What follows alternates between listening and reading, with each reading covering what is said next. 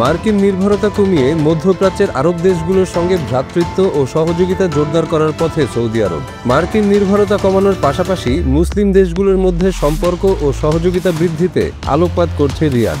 কাতারে অনুষ্ঠিত আরব ইসলামিক সম্মেলনে এই নীতি গুরুত্ব পায় এবং পাকিস্তানের সঙ্গে সামরিক প্রতিরক্ষা চুক্তি এটিকে আরও শক্তিশালী করছে।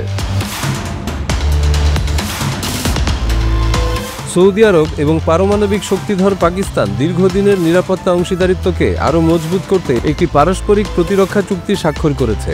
দুই দেশের রাষ্ট্রীয় গণমাধ্যম এ তথ্য নিশ্চিত করেছে। বুধবার প্রকাশিত যৌথ বিবৃতিতে জানানো হয়েছে, এই চুক্তি উভয় দেশের নিরাপত্তা জোরদার করবে এবং আঞ্চলিক ও বৈশ্বিক শান্তি নিশ্চিত করার প্রতিশ্রুতি প্রতিফলিত করবে। চুক্তির মাধ্যমে প্রতিরক্ষা সহযোগিতা আরও গভীর হবে এবং যে কোনো আগ্রাসনের বিরুদ্ধে যৌথভাবে প্রতিরোধ গড়ে তোলা সম্ভব হবে। বিশেষভাবে উল্লেখ করা হয়েছে, কোনো পক্ষের উপর হামলা বা আগ্রাসন হলে তা দুই দেশের বিরুদ্ধেই হামলা হিসেবে গণ্য হবে। বিবৃতিতে বলা হয়েছে, এই প্রতিরক্ষা চুক্তি দুই দেশের দীর্ঘমেয়াদী সম্পর্ক, যৌথ কৌশলগত স্বার্থ এবং ঘনিষ্ঠ প্রতিরক্ষা সহযোগিতার ভিত্তিতে তৈরি হয়েছে। বুধবার রিয়াদে সৌদি যুবরাজ মোহাম্মদ বিন সালমান ও পাকিস্তানের প্রধানমন্ত্রী শাহবাজ শরীফ সাক্ষাৎ করেন।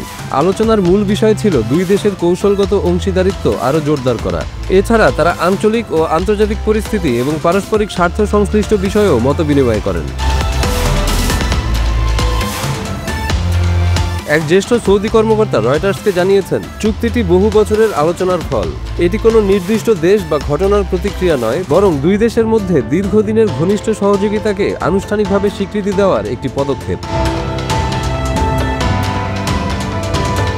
তিনি জানান, চুক্তিটি একটি পূর্ণাঙ্গ প্রতিরক্ষা ব্যবস্থা হিসেবে সব ধরনের সামরিক সক্ষমতাকে অন্তর্ভুক্ত করছে। তবে পাকিস্তানের পারমাণবিক অস্ত্র ব্যবহারের বিষয়ে তিনি কোনো মন্তব্য করেননি।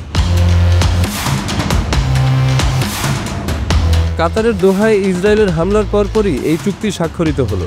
হামলার লক্ষ্য ছিলেন গাজার মুক্তিকামী রাজনৈতিক নেতারা, যারা মার্কিন প্রস্তাবিত যুদ্ধবিরতি নিয়ে বৈঠকে বসেছিলেন। বিশ্লেষকদের ধারণা, সৌদি আরব ভবিষ্যতে এমন হামলার সম্ভাবনা বিবেচনা করছে। কাতারে হামলার ঘটনায় তীব্র প্রতিক্রিয়া দেখা দিয়েছে আরব ও মুসলিম বিশ্বের পক্ষ থেকে। ইসরায়েলের পদক্ষেপের নিন্দা জানিয়ে আরব লীগ ও ইসলামিক সহযোগিতা সংস্থা OIC একযোগে জরুরি বৈঠক আহ্বান করেছে।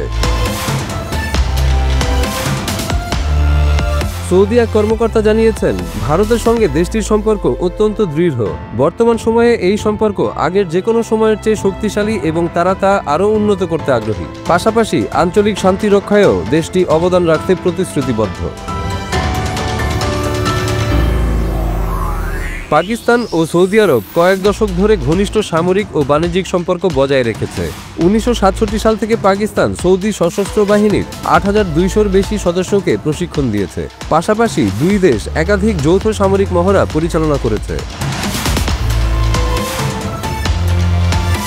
সৌদি আরব ও যুক্তরাষ্ট্রের কূটনৈতিক সম্পর্ক 80 বছরেরও বেশি সময়ের ইতিহাস নিয়ে গঠিত। 1940 সালে এই দুই দেশের মধ্যে পূর্ণাঙ্গ কূটনৈতিক সম্পর্ক স্থাপন হয় এবং 1942 সালে জেদ্দায় প্রথম মার্কিন মিশন চালু হয়। 1949 সালে এটিকে দূতাবাসে রূপান্তর করা হয় এবং 1984 সালে অন্যান্য বিদেশি দূতাবাসের সঙ্গে মিলিয়ে রিয়াদে স্থানান্তরিত হয়। পুরনো জেদ্দা মিশনটি এখন কনসুলেট জেনারেল হিসেবে কাজ করছে। দুই দেশ আঞ্চলিক নিরাপত্তা, জ্বালানি বাণিজ্য এবং টেকসই উন্নয়ন নিয়ে ঘনিষ্ঠভাবে কাজ করছে। যুক্তরাষ্ট্র সৌদি আরবের সবচেয়ে বড় বাণিজ্যিক অংশীদার, আর সৌদি আরব মধ্যপ্রাচ্যে যুক্তরাষ্ট্রের প্রধান রপ্তানি বাজার। দীর্ঘদিনের সামরিক সহযোগিতা, প্রযুক্তি ও শিক্ষা বিনিময়, পাশাপাশি রাজনৈতিক ও মানবিক খাতের যৌথ আগ্রহের কারণে এই সম্পর্ক এখনও দৃঢ় ও গুরুত্বপূর্ণ। সৌদি আরব বলছে, পাকিস্তানের সঙ্গে তারা কোনো নির্দিষ্ট ঘটনার প্রতিক্রিয়ায় প্রতিরক্ষা চুক্তি করছে না। তবে আন্তর্জাতিক রাজনৈতিক বিশ্লেষকরা এতে সন্তুষ্ট নন। অনেকেই মনে করছেন, এবার মুসলিম বিশ্ব নেতারা ট্রাম্পের বিশ্ব দখলের ষড়যন্ত্রের বিরুদ্ধে নিজেদের সম্পর্ক শক্ত করার পথে এগোচ্ছেন।